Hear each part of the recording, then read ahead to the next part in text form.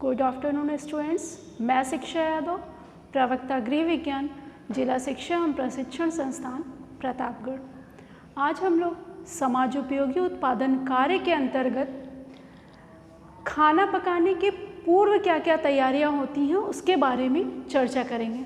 जब हम लोग कोई चीज़ पकाते हैं तो उससे सीधे रॉ मटेरियल सीधे उठा के डाल नहीं देते, पकाने के लिए प्रेशर कुकर में नहीं डाल देते, या फिर जिस भी बर्तन में हमें पकाना है डायरेक्टली नहीं डालते। उसके पहले हम लोग को बहुत सारी तैयारियां करनी होती हैं। उससे हम लोग आज देख लेते हैं क्या क्या तैयारी करनी पड़ती है हम लोग को खाना पकाने के पूर्व।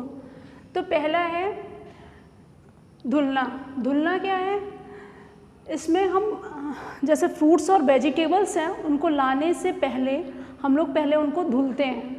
इस समय जब कोविड का दौर चल रहा है तो हम फल और सब्जियों को 2 बार धुलते हैं। तो धुलने में जैसे धुलने वाले प्रोसेस में अनाज हो गई, दाल हो गई, नॉनवेज हो गई, इन सभी चीज़ों को हम पानी से धुलते हैं। धुलने से लाभ क्या क्या होता है? जब हम फूड्स को धुलते हैं, फ्रेश फूड को धुलते हैं तो उनसे बहुत सारे लाभ भी होते हैं और हानियाँ भी होती हैं, उनको भी देख लेते हैं।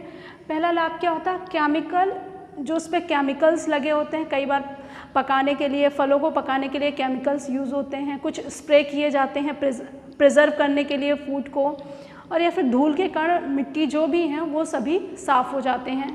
दूसरा है जैसे मीट और फ्लैश फूड है, उनको हम लोग धुलते हैं तो उसमें जो ब्लड वगैरह लगे होते हैं वो सब क्लीन हो जाते हैं धुलने से। उससे हानियाँ क्या है? धुलने की हानियाँ भी बहुत सारी हैं, जैसे loss of vitamin B complex. जब हम धुलते हैं तो जो विटामिन बी कॉम्प्लेक्स है उसका लॉस होता है।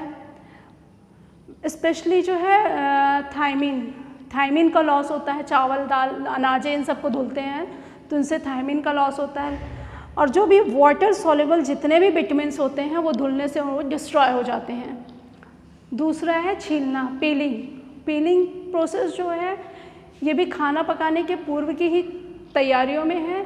इसमें क्या, जैसे केला हुआ, आलू हुआ, या कई बार फ्रूट्स में सेब वगैरह आदि हम लोग छील कर यूज़ करते हैं। तो उससे क्या होता है, जो इसमें भी लाभ और हानियाँ होती हैं। छीलने के भी बहुत सारे लाभ क्या क्या होता है, जैसे हम पीलिंग में ऊपर का छिलका निकालते हैं तो उसके साथ बहुत से छिलके के साथ बहुत सारा एडिबल पोर्शन, जो खाने योग्य पोर्शन है वो भी चला जाता है छीलने के साथ। बहुत सारे जो सरफेस पे न्यूट्रिएंट्स हैं और पोषक तत्व हैं वो भी उसके साथ डिस्ट्रॉय हो जाते हैं छीलने पे। और इससे लाभ क्या क्या है? जो भी उसके छिलके पे जो भी केमिकल हैं, स्प्रे हैं, वो रिमूव हो जाएंगे। मिट्टी, धूल जो धुलने से नहीं गए हैं वो छीलने के बाद पूरी तरह से निकल जाएंगे। ये इसके लाभ हैं। फिर आपका है काटना और घिसना। बहुत सारे भोजन हैं जिनको हम काट कर और बनाने से पहले काटते हैं, बनाने से, पकाने से पूर्व घिसने का काम करते हैं।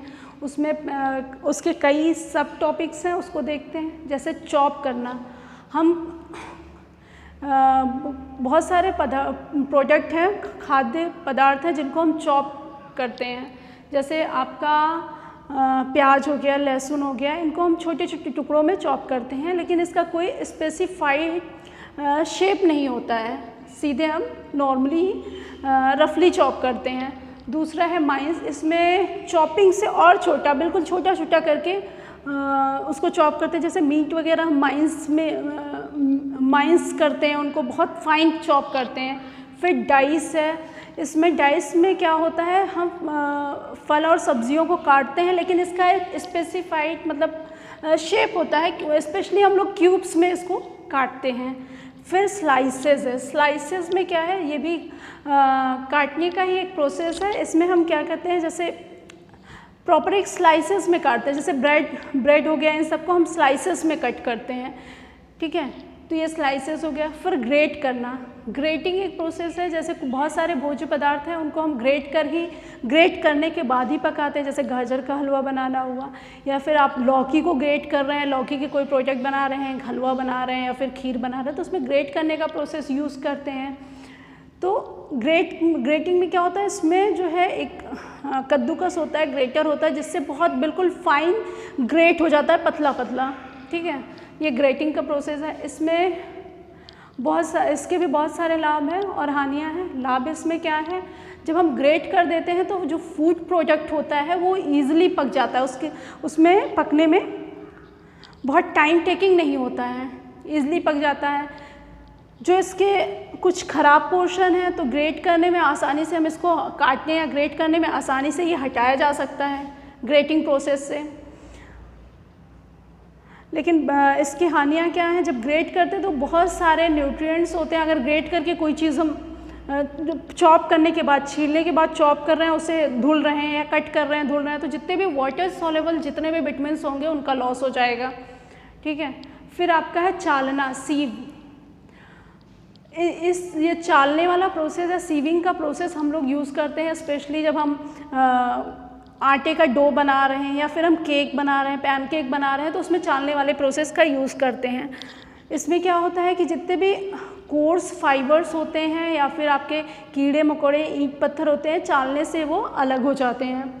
ठीक है, लेकिन इसमें क्या है, सीविंग में क्या है कि जब हम चालते हैं तो एक प्रोसेस और होता है। जब हम देखते हैं कि हम केक वगैरह बना रहे हैं तो इसमें स्पेशली हम बेकिंग सोडा और फ्लोर और बेकिंग सोडा को साथ में चालते हैं या फिर कोई भी चीज़ चालते हैं तो उससे इसमें एक प्रोसेस होता है कि चालते वक्त जो एयर होती है उसमें इन्वॉल्व हो जाती है, तो हमारा जो प्रोडक्ट है वो काफ़ी फ्लफ़ी और अच्छा बनता है चालने के प्रोसेस से। ठीक है, बट इसमें इसका लाभ है कि इसके साथ जो आपके कीड़े मकोड़े, ईंट पत्थर हैं वो अलग हो जाएंगे। ठीक है, जितने भी ख़राब पोर्शन है वो अलग हो जाएंगे। जो फाइन फ्लोर के साथ जो बड़े पत्थर हैं, कंकड़ हैं, ये सब निकल जाएंगे। लेकिन हानियाँ क्या है, जैसे हम लोग कहते हैं कि रिच फाइबर फूड लेना चाहिए, तो जब हम चालते हैं तो जितने भी ग्रेन्स होते हैं वो भी चल जाते हैं, जो कि हमारे बॉडी के लिए, हमारे हेल्थ के लिए वो अच्छे हैं, लेकिन वो भी चालने के प्रोसेस से वो निकल जाते हैं। तो ये हानियाँ हैं। सोकिंग कुछ बहुत सारे भोज्य पदार्थ हैं जिनको हम बनाने से पूर्व भिगो के रखते हैं। कई बार होता है 1 घंटे, 2 घंटे या फिर 12 घंटे तक हम भिगोते हैं। तो ये प्रोसेस जो भिगोने वाला होता है स्पेशली ज़्यादातर हम लोग यूज़ करते हैं इडली और डोसे में।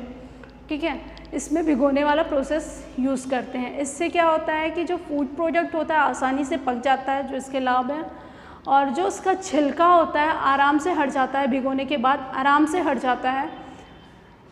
कोई भी चीज़ मिक्स करने में ईजी होती है जब हम इसको भिगो के रखते हैं तो।